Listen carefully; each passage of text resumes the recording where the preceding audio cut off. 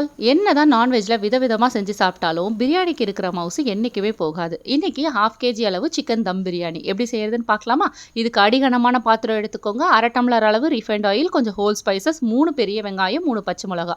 வெங்காயம் நல்லா ப்ரௌன் ஆகிற அளவுக்கு வதக்கி விட்டுக்கோங்க. 3 டேபிள் ஸ்பூன் அளவு இஞ்சி பூண்டு விழுது.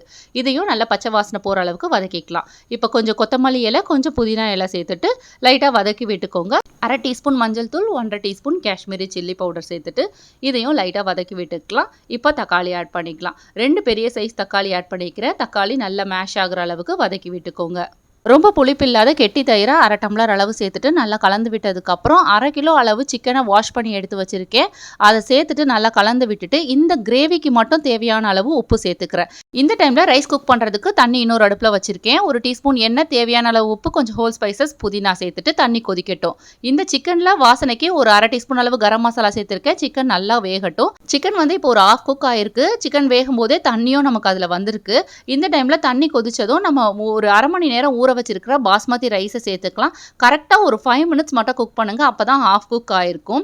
இந்த சைடு சிக்கனில் நான் 1 டம்ளர் அளவு தண்ணி சேர்த்துருக்கேன். சிக்கனும் ஒரு 3/4 அளவு குக் ஆயிருக்கு. ஒரு 1/2 எலுமிச்சை பழத்தோட சாறு சேர்த்துக்கலாம். 5 நிமிஷம் ஆனதும் நம்ம வேக வச்சிருக்க பாஸ்மதி ரைஸை வடிகட்டிட்டு பிரியாணியை இப்போ தம் போட்டுடலாம். நம்ம கொஞ்சம் குவான்டிட்டி தான் செய்யறோன்றதுனால நான் சின்ன பர்னரில் இதை மாற்றிட்டு கீழே பழைய தோசைக்கல் ஒன்று வச்சு அதுக்கு மேலே நம்ம பிரியாணிக்கு ரெடி பண்ணி வச்சுருக்க பாத்திரத்தை வச்சுட்டு நம்ம வடித்த பாஸ்மதி ரைஸையும் சேர்த்து 1 டீஸ்பூன் நெய், கொஞ்சம் புதினா இலை சேர்த்து க்ளோஸ் பண்ணி இந்த மாதிரி வெயிட் வச்சுடுங்க. ஸ்டவ் கம்ப்ளீட்டாக சிம்மில் இருக்கட்டும். 20 மினிட்ஸ் இந்த மாதிரி தம்மில் இருக்கணும். 15 மினிட்ஸ் கழித்து ஓப்பன் பண்ணி சிக்கன் பிரியாணியை நல்லா கலந்து விட்டதுக்கப்புறம் மறுபடியும் க்ளோஸ் பண்ணி வெயிட் வச்சுடுங்க. அனதர் ஒரு 5 மினிட்ஸ் நம்ம தம்மில் வச்சு இறக்கணுன்னா சுட சுட சூப்பரான சிக்கன் பிரியாணி ரெடி ஆகிடும்.